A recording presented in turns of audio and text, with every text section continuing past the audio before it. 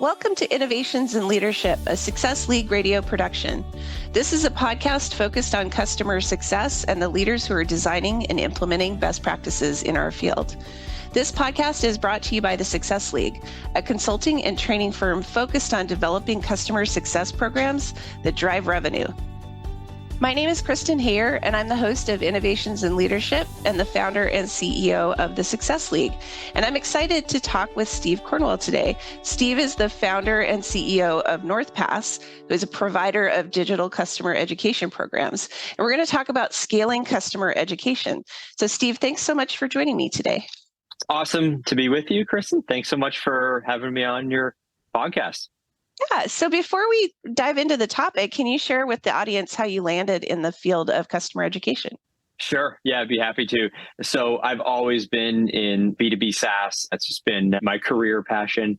Prior to NorthPass, I was running another SaaS company. We were a data services provider specializing in the retail industry. And one of the most challenging things about that business, but also one of our greatest opportunities in that business was the ability to educate our customers at scale. And so right around kind of 2012, around that window, we discovered we had a really big opportunity to educate our customers in a much more scalable and effective way. But we ran into kind of a brick wall in that at that time, there were no really good solutions tailored for educating customers. There were plenty of learning management systems out there that were great for like HR compliance training or employee upskilling.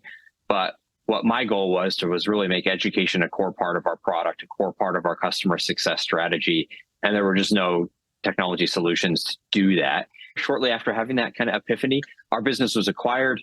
It was a great exit, and I had an opportunity to go solve some new problems. And so this is what I landed on. And here we are today, 10 years later, and we're having a ton of fun and have the pleasure to serve some amazing companies and helping them in their customer education journey.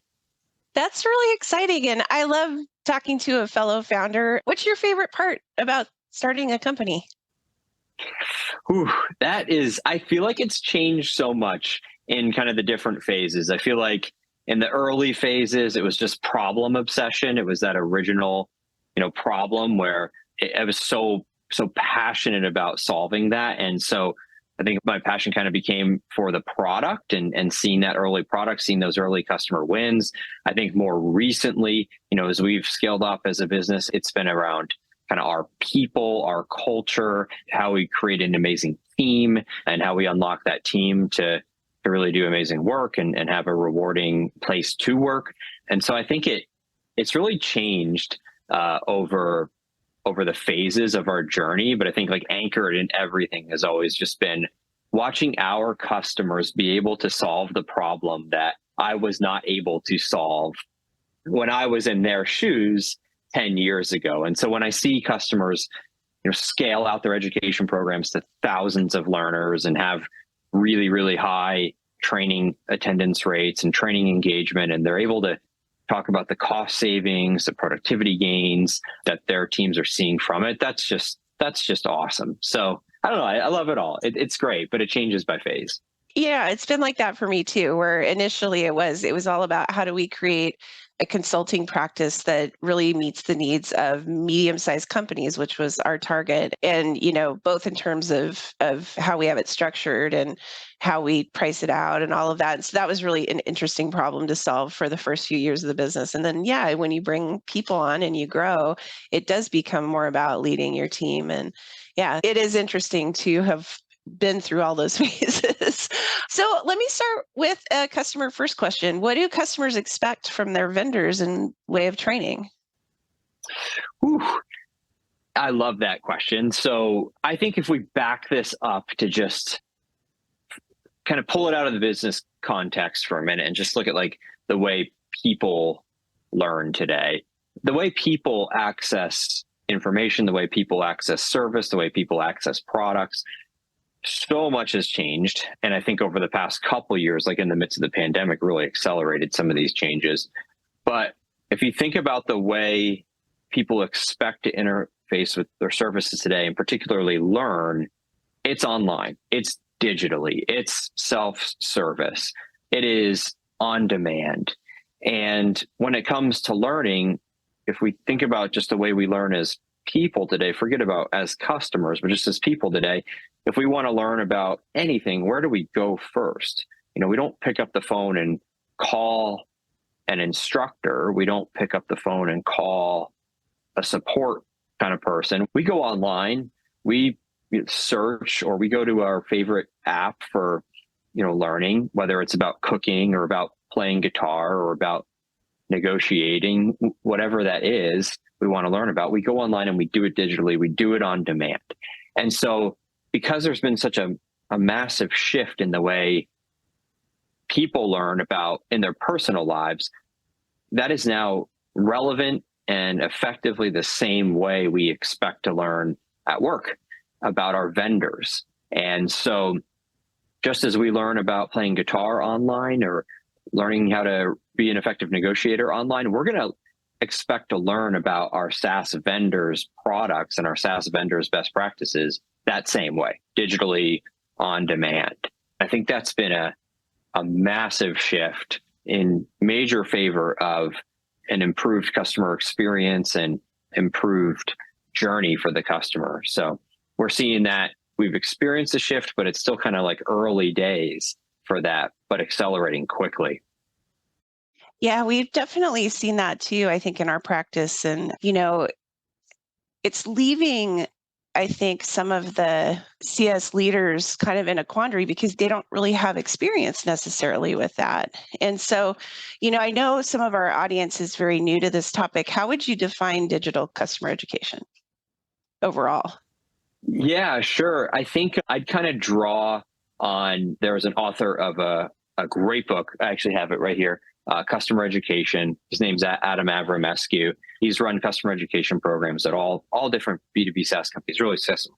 But in his book, he actually says that customer education is the discipline of teaching customers the best way to use and find value from products. And I love that definition because he hits on so many important words in there. I think that one of the most important kind of phrases in that is when he says to use and find value in products. I think there are, in that you have the how and the why, and those are really important. You have to teach people how to use the product, but you also have to teach people why they should use the product. And I think the how is pretty straightforward, right? Here's the screen, here's the interface, here's the app, here's how you accomplish certain things. But the why is very important. I think a lot of effective customer education actually starts with the why.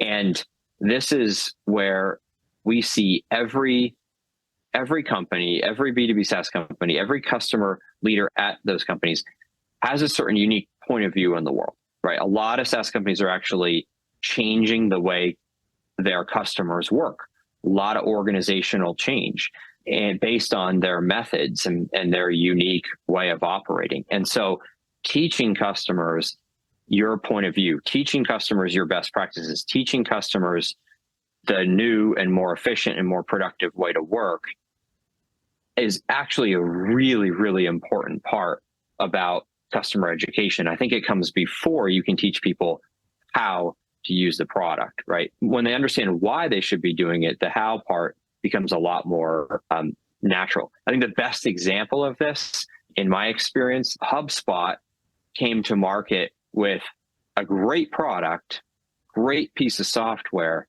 but what did they actually come to market with? They actually came to market with a new way of marketing that they really deemed as inbound marketing. And it was it was the new way, and they were contrasting it with the old way of interruptive marketing or, kind of advertising orient, push marketing. And they said, no, the new way is all about this pull method, this inbound method. It's content oriented. For their product to be really successful, they had to first educate the entire marketing industry about the new way of inbound marketing and why that's so powerful and superior.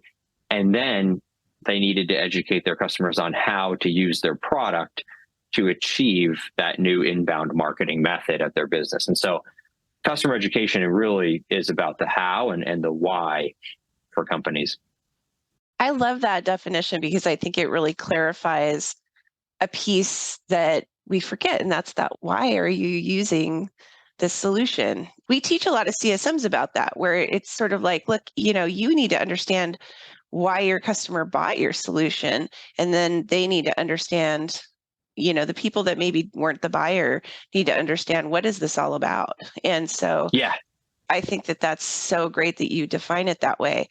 When you're delivering education digitally, how do you account for companies or specific learners who are on high touch customer journeys? That's a good one. I ran a webinar the other day and that question came up. And I think that my perspective on that is that for those high touch customers, those enterprise customers, those customers that have potentially like custom configurations or like really in-depth configurations of a product, there's always going to be an element of human training there. And I don't think we should strive to get rid of that. I think that's really important. I think we should strive to actually make that experience great too. I would also say that for those customers, there is some foundational knowledge. I think the why element I talked about, right? Like that can be done digitally because that's universal. That shouldn't be unique to any individual customer. It should be the company's, again, methodology and point of view. But that how piece for those enterprise customers or those highly unique customers, that's going to have to be done manually. Yeah, I think it can. But, one thing I noticed, I'd love to get your take on this, is companies sometimes think that their high touch journeys have to be entirely human driven. And I think that you can have a nice hybrid, even for your most large marquee enterprise customers. And I think they appreciate it. There's a book I really like called The Effortless Experience. And in that book, they studied, what customers prefer in terms of how they like to connect with their companies they're buying from or their vendors or whatever. And they said in the book that there's a strong preference for digital, like a surprisingly strong preference for digital. And, they were in that book mostly addressing customer service teams rather than customer success teams. But, they studied also the age at which people stop preferring digital. And it was much higher than they thought. They were kind of expecting it would be sort of, in that 40 to 50-year-old age range right now, where, it's people that have had some level of technical expertise in their life or, but it actually was people up into their mid 70s. And so I think that's so I'm not fascinating. surprised. Yeah. Yeah. Because we make a lot of assumptions about who would resonate with digital. And I think the audience is broader than we think. Yep. I was having breakfast the other day with a great person, a great thinker in this space. And they said that the success of customer success is actually kind of like two parts. One is how delighted the customer is with the experience of your company, how much that experience aligns to their preferences, and then also what type of outcomes they're able to drive for their business. And I think you're right, Kristen, like so many people across the entire age spectrum are now preferring digital first. It's no longer just the company saying they want to go digital to drive more efficient cost structures. It's now the consumer saying, I want it digital because it's a better experience. That's awesome. Your point about those high value customers, my point about there being a human touch, I think for the nuances and the details and the understanding and the context, that's always got to be there for training. But I agree for the baseline stuff, about the methodologies and the things that are not configured to them, they're going to prefer that digitally just as much as a standard customer, if you will. Yeah, I totally agree. So I think digital education is broader than maybe people might think it is. Mm-hmm. So another question along those lines around people's sort of perceptions, we often hear about customer education as a part of the onboarding process. But tell me about how your approach is to ongoing education throughout a customer journey. We very often see customers starting with onboarding is that starting point for education because so much happens there. It makes sense, right? That's where it all starts, and that's where you start to really set customers up for success. But we always advise our customers to think beyond, any one particular use case like onboarding. And some other examples there are, you think about feature adoption or new product launches or that best practice education or advocacy or proactive support. There's so many ways that you can layer digital customer education throughout the entire journey. Look at new product releases, just like let's unpack that one, for example. How often do companies see really high adoption on their initial launch of their product, right? In customers that we talk to, it takes a lot of time to get traction on those new feature releases. Well, what if during that release, you actually prompted the customer with educational content about that product that taught them about why they should be using it and how they should be using it? Our data shows that when you do that, there's a lot faster and a lot higher product adoption. So we really see the digital customer education experience being used across that entire journey. Yeah, that kind of leads me to think of another question that I didn't really have planned, but I'm just going to ask it anyway. What kind of format do you see being most useful for digital training? I keep hearing about sort of micro training. I hear about training from some of our customers that's more like an hour long, but still digital. Some people are still doing instructor-led stuff, but like, what format do you think is resonating most with customers these days? I think it's all about where in the journey the customer is. And I don't even mean like where the customer is at an account level. I mean, each individual person, where are they in the journey and what is their need at that point in time? And so all those formats you just said, they're all really relevant, valid formats today. It just depends on where people are. Let's look at a new product launch, for example, or let's actually start with onboarding. Let's say onboarding can be a pretty comprehensive process. There's setup steps, there's configuration steps, then there's actually a platform orientation or a product orientation. That's a pretty comprehensive, for many companies, unless it's an extremely simple like productivity tool. But for most products, that's a pretty comprehensive educational experience. And so in there, you may have some courses that are, a half hour to an hour in length because they cover a really large spectrum of topics. You have some other examples where, let's say you're really trying to drive adoption of a really powerful feature, but you've identified that that feature takes a little deeper understanding of where you would use it.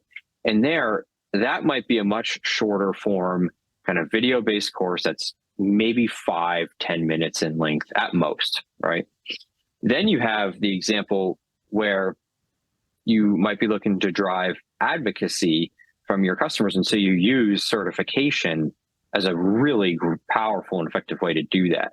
Certification programs can be days long, they can be weeks long because they're so comprehensive and they're so formal, right? It's really substantive material. And so I think depending on where the user is and what they're looking to accomplish, what the company's trying to accomplish, you might have just videos that are 2 to 3 minutes about a quick how-to served, pushed to the user in the app experience proactively based on some data that suggests they should receive that video.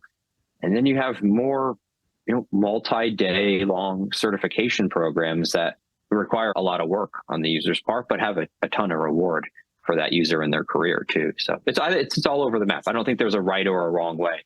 That's great. Thank you. As you help companies roll out training programs for their customers, you must have to juggle opinions from quite a few people in the room. And it could be the enablement team at that company to chief customer officers. What are some of the decisions that you see them really struggle with? And what's your advice to them on how to move forward?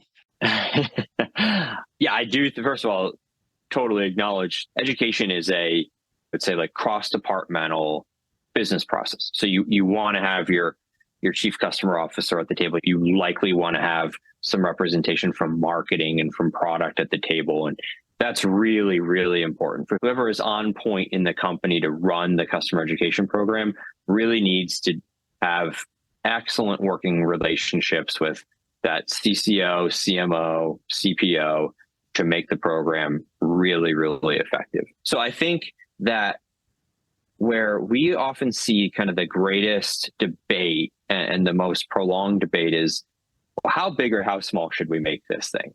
You have a lot of opinions that see a Salesforce Trailhead or see a HubSpot Academy, and they go, I want that, right? I really want that. But the reality is, like, those education platforms didn't become what they were overnight. They took a decade to build. And so we always encourage our customers to have that big dream, to have that big aspiration to get there, but to think about it as a multi-year roadmap to achieve that big end result. And so start really small. To our earlier question, start with that 2 to 3 minute video, start with that 10-minute course on the new product, start with that essential level onboarding curriculum. And start there with just one goal in mind, and then slowly, continuously chip away and get up to that big, grander vision. So I'd say that the time aspect or the scope is often one of the debates. I would say that another one is where this lives. We often hear the question of, should it live in product? Should it live in customer success? Should it live in marketing? More often than not, we advise that it lives in customer success. But for certain companies, there's a really good reason and rationale for it to live in product or for it to live in marketing as well. So that's kind of another one of those questions that has to be worked through. Yeah, I love that you are thinking about how product and marketing fit into this, because I think sometimes in CS we have a tendency to want to just kind of take everything in and do it ourselves. And then we end up with silos and, frankly, damaged relationships with product and marketing teams who are so critical to the success of success. So I love you bringing those two teams in, because I think they are so important to this process. Especially when, we were talking earlier about the data you were seeing about pretty much every professional these days is desiring that digital experience.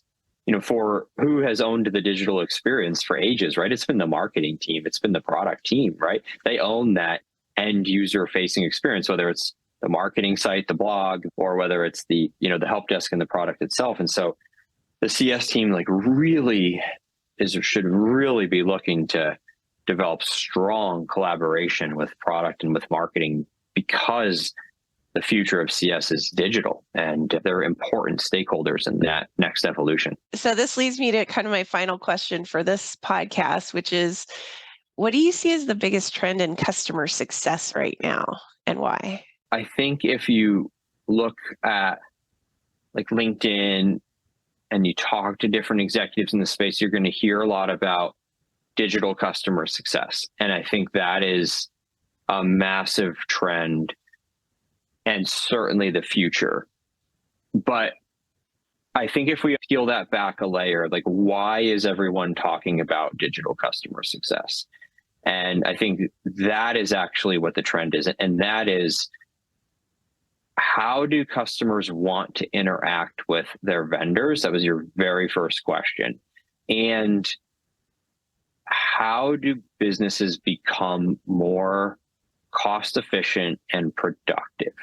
We've been in a hype cycle of tech for the past 5 years or so, with really high valuations, kind of grow at all costs mentality. And that's done now. And we've returned to more normal levels of valuations in line with a more historical standards. And so the demand for profitability, the demand for efficiency and high levels of productivity is back. And so I think that question, figuring out how to be more efficient, how to be more productive, is really top of mind for every CS leader. I'd say that's a big trend. And then the second trend is, well, how do we present the experience that customers really desire and are starting to actually demand from our companies? So I'd say that those are the two big trends that we're following. I love your take on those. That's great. Well, thank you so much for sharing your story and also sharing all your advice and ideas on digital education. If someone wanted to get in touch with you, what's the best way for them to do that? Sure. I am very active on LinkedIn. So I'm at Steve Cornwell on LinkedIn, companies NorthPass. If you're interested in talking to me, hit me up on LinkedIn, and I would love to connect. Sounds good. Well, thanks, Steve. I also want to thank our producer, Russell Bourne, and our audio expert, Nico Rivers. This podcast is a production of Success League Radio. To learn more about the Success League's consulting and training offerings, please visit our website, thesuccessleague.io. For more great customer success content, follow the Success League on LinkedIn or at TSL Customers on Twitter. You can subscribe to Success League Radio on Apple, Google, Amazon, anywhere else you get your podcasts. And thanks for listening. We hope you'll join us next time.